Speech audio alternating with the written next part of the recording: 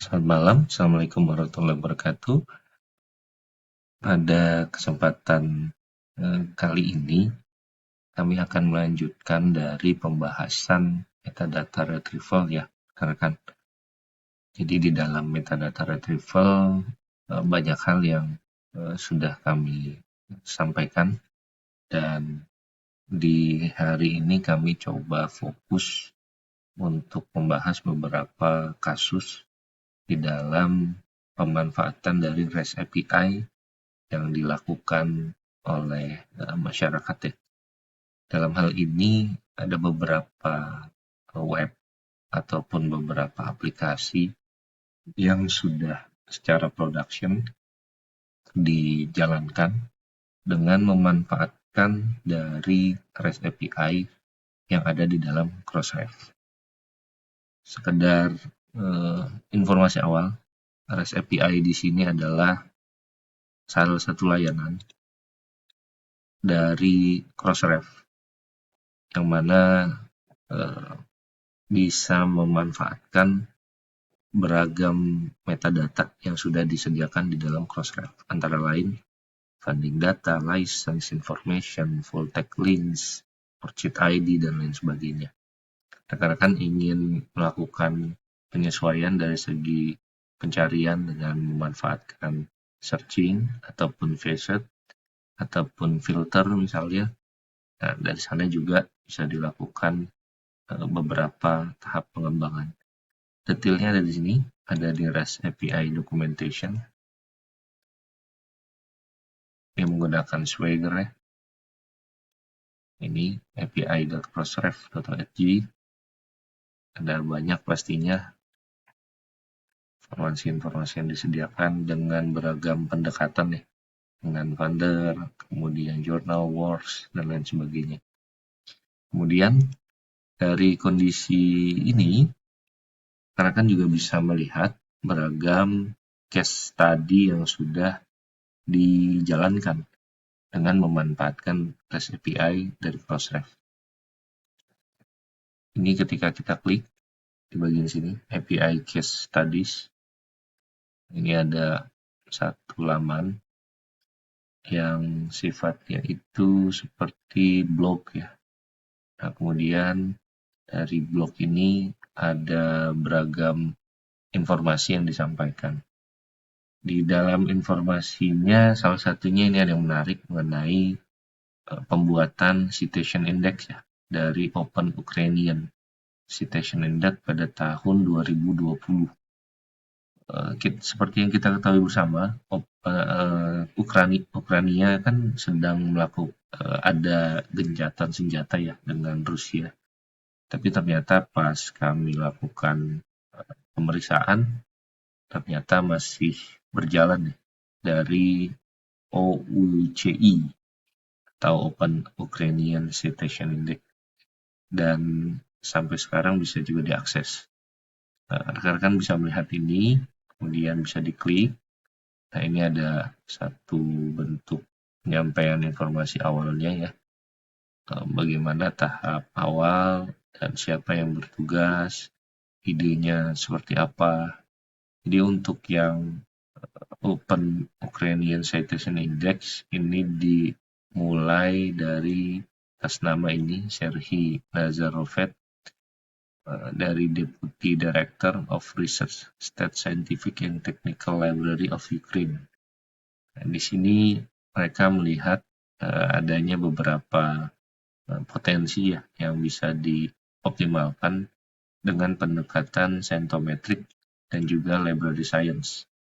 Dan Serhiy ini merupakan Associate Editor dari DOAJ dan juga Regional Editor di ELIS ya, di Prince in Library and Information Science. Serhiy ini merupakan pustakawan yang sudah malang melintang ya di Ukraina, dan dari sini juga dia menciptakan sebuah ide, namanya adalah OUCI. Nah, ini Open Ukrainian Citation Index, dengan membuat interface-nya, engine-nya, dan database-nya berasal dari metadata Crossref.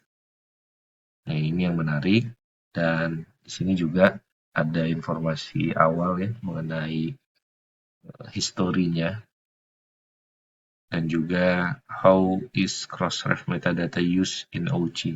Ini beberapa informasi-informasi awalnya seperti ini. List of scientific publication of Ukraine. Kemudian dia jadi dari semacam blog ya atau situs web, dan tidak begitu banyak fitur-fiturnya karena hanya melakukan bentuk adopsi saja dari daftar-daftar, dan itu mungkin secara berkala dilakukan oleh tim dari OOCI. Berikutnya mereka optimasi gitu ya, dari segi interface, dari segi flow bisnisnya, dan lain sebagainya. Dan dari sini juga ada beberapa filtering ya, refine ini, dengan mendapatkan dari beberapa tambahan database luar, baik misalnya yang berkaitan di Web of Science, Scopus, dan lain sebagainya. Ini tahap awal OOCI. Jadi kalau misalnya rekan-rekan bisa ingat ya, Sinta kalau di Indonesia mungkin kurang lebih seperti ini yang digunakan. Tapi kan kalau Sinta tidak menggunakan data dari Crossref ya, cuma konsepnya kurang lebih itu sama. Ada satu bentuk metrik, dan juga harapannya ada banyak insight dari setiap fitur-fitur yang tersedia di dalam OOCI. Tampilannya seperti ini rekan-rekan untuk hari ini. Ini rekan-rekan bisa lihat.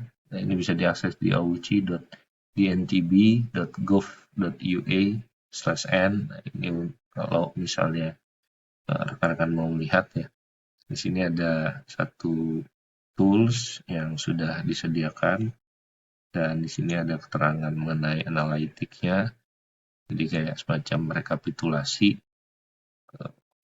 publication-nya itu menggunakan Crossref ini, dan dari sini bisa dilihat dan bisa dilakukan refine ini disiplin ilmunya apa. Namun dominan masih gabung ya, bilingual gitu, antara yang bahasa Inggris dengan bahasa Rusia seperti halnya di Ukraine sepertinya. Kemudian dari sini juga ini bisa dilihat dengan memanfaatkan citasi.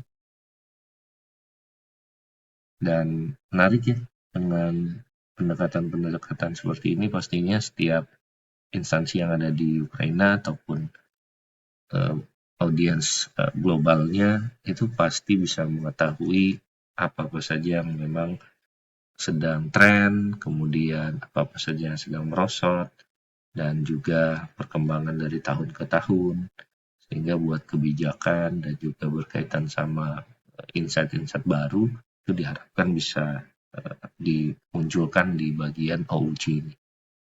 Ini top jurnalnya, Condicit Matter Isi, kemudian number of publication-nya ya. Kalau ini berdasarkan H-index, ini berdasarkan number of publication. Dan kalau kita lakukan scroll, ini tampilannya hanya seperti ini saja, karena kan ini tidak bisa melakukan bentuk scrolling ya. Dan mungkin di sini saya coba cari dulu, misalnya mengenai digital library, apakah tersedia. Nah, ini search engine-nya, dan dari sini kalian kan bisa melihat,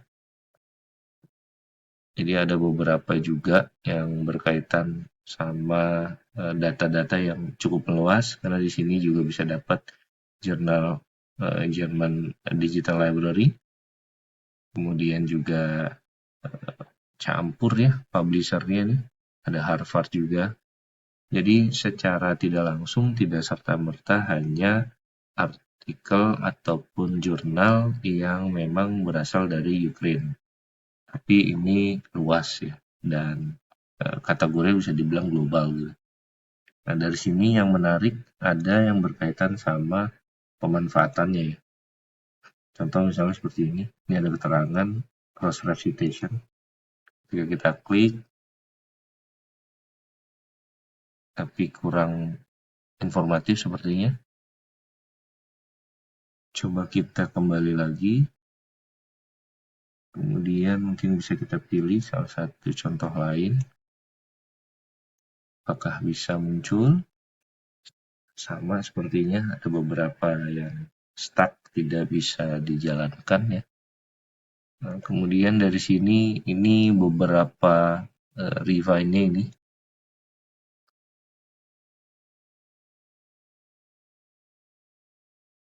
Ini beberapa prosesnya. Misalnya yang kita mau cari apakah hanya yang indeks Scopus saja, nanti akan muncul dari beragam sumber informasi yang tersedia. Ini jurnal, artikel, book chapter, dan lain sebagainya.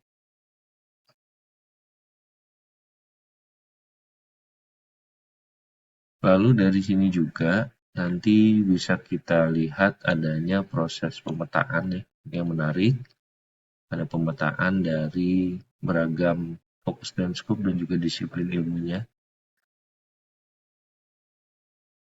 Ini masih campur ya. Kalau kita lihat more, ini hasilnya rekan-rekan, specialty, seperti halnya fokus dan scope. Kalau di kita, atau ini bisa dibilang antara topik ya, ataupun subjek gitu. Jadi kalau yang berkaitan sama tadi, hanya ini saja ya, yang di Scopus. Tapi beberapa fitur yang tersedia sepertinya kurang begitu terlihat ya, bisa termanfaatkan secara langsung. Karena kalau tadi saya coba refine dengan menggunakan Scopus sekalipun, hampir semua pencarian itu dimunculkan gitu.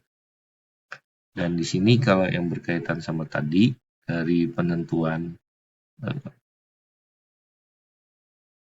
speciality-nya sudah kita tentukan, dan dari sini bisa kita lihat ya, ini apakah tersedia di Scopus, Web of Science. Ini kalau kita klik lagi, nah ini ada beberapa artikel yang berkaitan sama data-data yang ada di Scopus. Ya, coba kita make sure.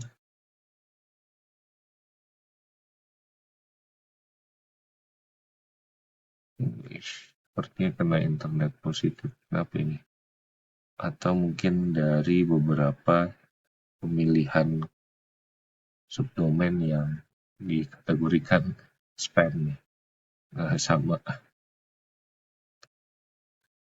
Ini menarik ya, tidak semuanya. Coba ini. Nah, ini tampilan untuk interface hasil pencarian akhirnya ya, dari OUCI. Kalian bisa melihat. Di sini juga ada keterangan mengenai citation dengan menggunakan PlumX. Jadi sebenarnya konsepnya menarik. Mungkin dari Indonesia juga bisa ya untuk meng-ATM-kan. Cuma memang ada beberapa yang harus bisa dipastikan kembali. Karena tidak semua sepertinya bisa termanfaatkan gitu ya.